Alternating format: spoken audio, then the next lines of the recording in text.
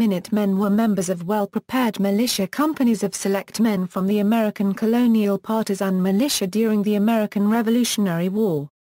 They provided a highly mobile, rapidly deployed force that allowed the colonies to respond immediately to war threats, hence the name. The Minutemen were among the first people to fight in the American Revolution. Their teams constituted about a quarter of the entire militia. Generally younger and more mobile, they served as part of a network for early response. Minuteman and Sons of Liberty member Paul Revere was among those who spread the news that the British regulars were coming out from Boston. Revere was captured before completing his mission when the British marched toward the arsenal in Concord to confiscate the weapons and ammunition that were stored there. The term has also been applied to various later United States civilian-based paramilitary forces to recall the success and patriotism of the originals. History: in the British colony of Massachusetts Bay, all able-bodied men between the ages of 16 and 60 were required to participate in their local militia. As early as 1645 in the Massachusetts Bay Colony, some men were selected from the general ranks of town-based training bands to be ready for rapid deployment. Men so selected were designated as Minutemen. They were usually drawn from settlers of each town, and so it was very common for them to be fighting alongside relatives and friends. Some towns in Massachusetts had a long history of designating a portion of their militia as Minutemen, with minute companies constituting special units within the militia system whose members underwent additional training and held themselves ready to turn out rapidly for emergencies, hence their name. Other towns, such as Lexington, preferred to keep their entire militia in a single unit. Members of the Minutemen, by contrast, were no more than 30 years old, and were chosen for their enthusiasm, political reliability, and strength. They were the first armed militia to arrive at or await a battle. Officers, as in the rest of the militia, were elected by popular vote, and each unit drafted a formal written covenant to be signed upon enlistment. The militia typically assembled as an entire unit in each town 2 to 4 times a year for training during peacetime, but as the inevitability of war became apparent, the militia trained 3 to 4 times a week. In this organization, it was common for officers to make decisions through consultation and consensus with their men as opposed to giving orders to be followed without question. Just before the American Revolutionary War, on October 26, 1774, after observing the British military build-up, the Massachusetts Provincial Congress found the colony's militia resources short, and that including the sick and absent, it amounted to about 17,000 men, far short of the number wanted, that the council recommended an immediate application to the New England governments to make up the deficiency, resolving to organize the militia better. They recommended to the militia to form themselves into companies of Minutemen, who should be equipped and prepared to march at the shortest notice. These Minutemen were to comprise 1/4 of the whole militia, to be enlisted under the direction of the field officers, and divide into companies, consisting of at least 50 men each. The privates were to choose their captains and subalterns, and these officers were to form the companies into battalions, and chose the field officers to command the same. Hence the Minutemen became a body distinct from the rest of the militia, and, by being more devoted to military exercises, they acquired skill in the use of arms. More attention than formerly was likewise bestowed on the training and drilling of militia. The need for efficient Minuteman companies was illustrated by the powder alarm of 1774. Militia companies were called out to resist British troops, who were sent to capture ammunition stores. By the time the militia was ready, the British regulars had already captured the arms at Cambridge and Charlestown and returned to Boston. Pequot War. In August 1636, the first offensive military attack by militias failed when Massachusetts dispatched John Endicott with 4 companies on an unsuccessful campaign against the Pequot Indians. According to one man's account, the expedition succeeded only in killing 1 Indian and burning some wigwams. Weeks elapsed between the incidents that caused the march, and the arrival of Endicott's men in the area. Once they got there, they did not know which Indians to fight, or why. This feeble response served to encourage the Indians, and attacks on the settlers in the Connecticut Valley increased. In the following year, Massachusetts again put a force on the field in collaboration with Plymouth and Connecticut. By the time Plymouth had gotten their force packed and ready to march, the campaign had ended. Massachusetts Bay sent 150 militiamen, Plymouth sent 50 and Connecticut sent 90.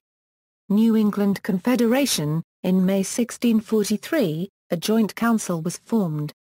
They published the Articles of the New England Confederation. The real power of the Confederation was that all 4 of the colonies promised to contribute soldiers to an alert force that would fight anywhere in the colonies. On September 7, 1643, the towns were given more tactical control. A new rule allowed any general to call up his militia at any time. On August 12, 1645, 30% of all militia were made into short-notice groups. Command and control were decentralized to the extent that individual company commanders could put their troops into a defensive battle if necessary. A portion of the militia was well-trained and well-equipped, and set aside as a ready force. In May 1653, the Council of Massachusetts said that an eighth of the militia should be ready to march within 1 day to anywhere in the colony. 80 militiamen marched on the Narragansett tribe in Massachusetts, though no fighting took place. Since the colonies were expanding, the Narragansetts got desperate and began raiding the colonists again.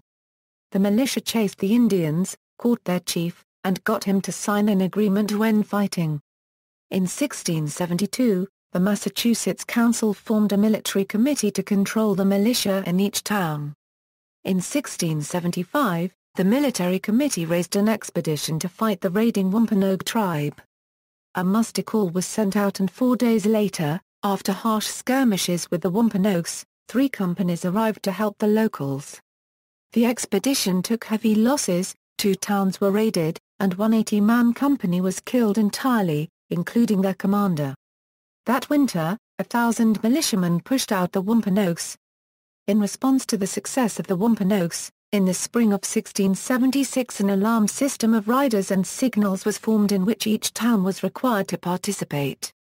The British and French, each with Indian allies, engaged in various fights beginning in 1689 and dragging on for almost 100 years.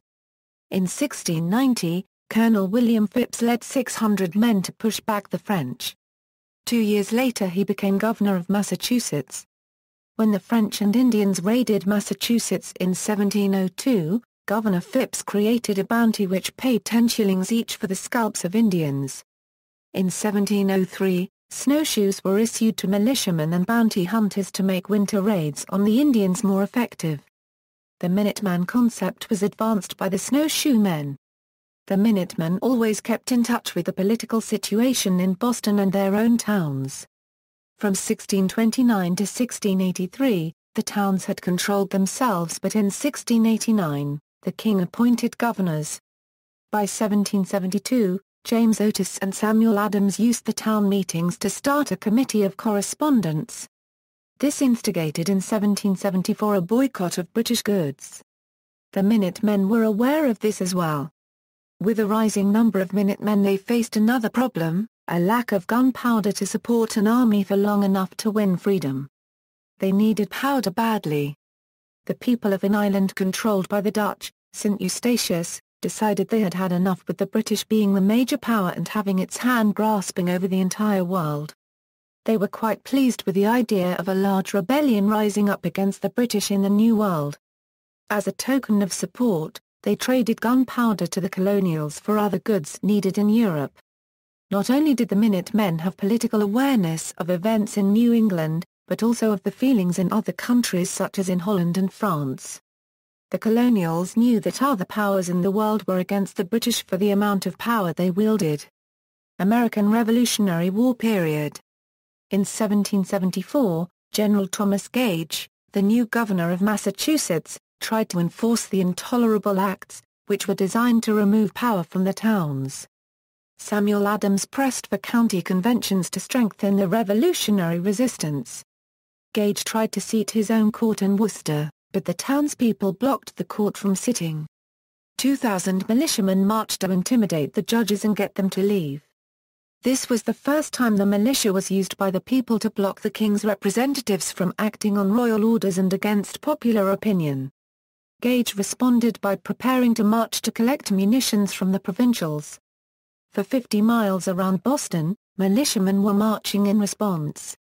By noon the next day, almost 4,000 people were on the Common in Cambridge. The provincials got the judges to resign and leave. Gage backed off from trying to seat a court in Worcester. The colonials in Worcester met and came up with a new militia mobilization plan in their county convention. The convention required that all militia officers resign. Officers were then elected by their regiments. In turn, the officers then appointed one-third of their militia regiment as Minutemen. Other counties followed Worcester's lead, electing new militia officers and appointing Minutemen. Gage conducted several show-the-flag-power demonstrations in Massachusetts which showed the local government officials that the Minuteman mobilization scheme worked well.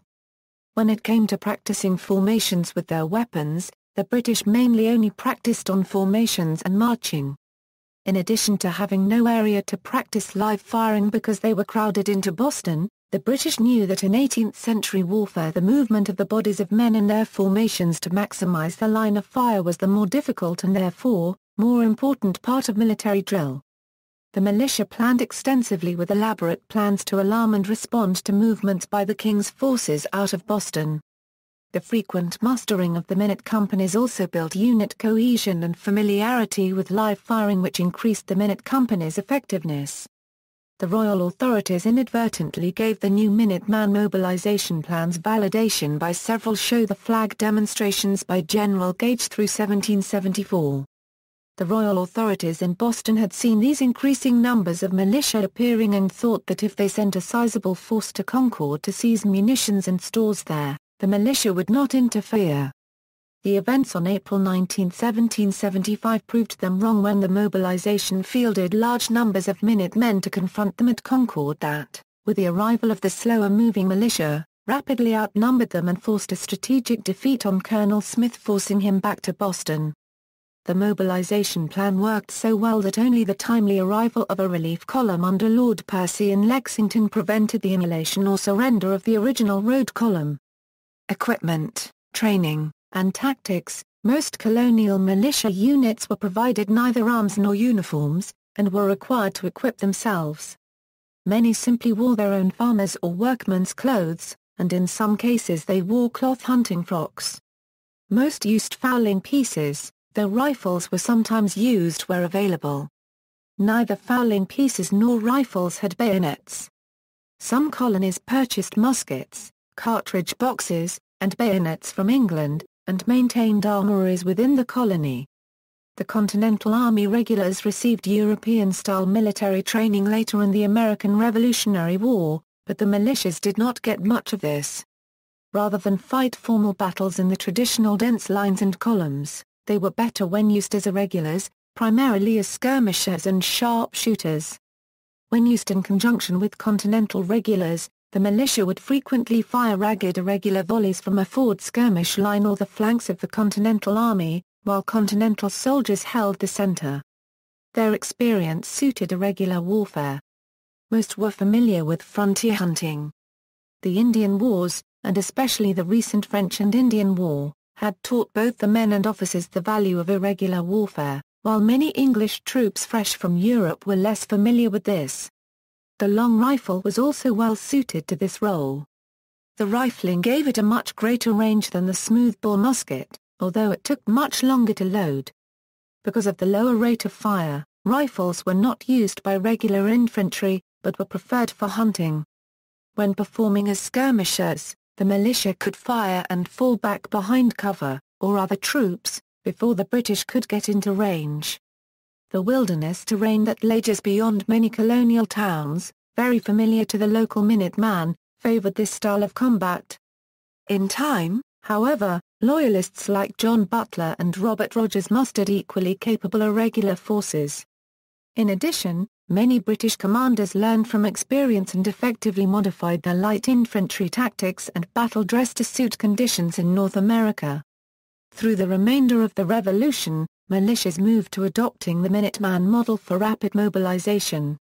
With this rapid mustering of forces, the militia proved its value by serving as augmentees to the Continental Army on a temporary basis, occasionally leading to instances of numerical superiority. This was seen at the battles of Hubbardton and Bennington in the north and at Camden and Coupen's in the south. Coupen's is notable in that Daniel Morgan used the militia's strengths and weaknesses skillfully to retain the double envelopment of Tarleton's forces. The historian M. L. Brown states that while some of these men mastered the difficult handling of a rifle, few became expert. Brown quotes the Continental Army soldier Benjamin Thompson, who expressed the common sentiment at the time, which was that Minutemen were notoriously poor marksmen with rifles. Instead of being the best marksmen in the world and picking off every regular that was to be seen, the continual firing which they kept up by the week and the month has had no other effect than to waste their ammunition and convince the king's troops that they are really not really so formidable. Ammunition and supplies were in short supply and were constantly being seized by British patrols. As a precaution, these items were often hidden or left behind by Minutemen in fields or wooded areas. Other popular concealment methods were to hide items underneath floorboards in houses and barns. Criticism: the success of Minutemen at Lexington and Concord is offset by the long history of failures of the colonial militia. Even Samuel Adams, who was at Lexington in the day of the famous clash, later said, "Would any man in his sense, who wishes war may be carried on with vigor, prefer the temporary and expensive drafts of militia and Minutemen to a permanent and well-appointed army?" General Charles Lee, who had desired to lead militia forces, complained, "As to the Minutemen, no account ought to be made of them." George Washington is also well known for a long series of scathing opinion of the shortcomings of militia forces. However, the Minuteman model for militia mobilization married with a very professional, small standing army was the primary model for the United States land forces up until 1916 with the establishment of the National Guard. Legacy. In commemoration of the centenary of the first successful armed resistance to British forces, Daniel Chester French, in his first major commission, produced one of his best-known statues, the Concord Minuteman of 1775. Inscribed on the pedestal is the opening stanza of Ralph Waldo Emerson's 1837 Concord hymn with the immortal words, "Shot heard round the world." According to the sculptor, the statue's likeness is not based on Isaac Davis as is widely claimed, the captain of the Acton militia and first to be killed in Concord during the battles of Lexington and Concord on April 19, 1775, but rather on the typical Minuteman of the day.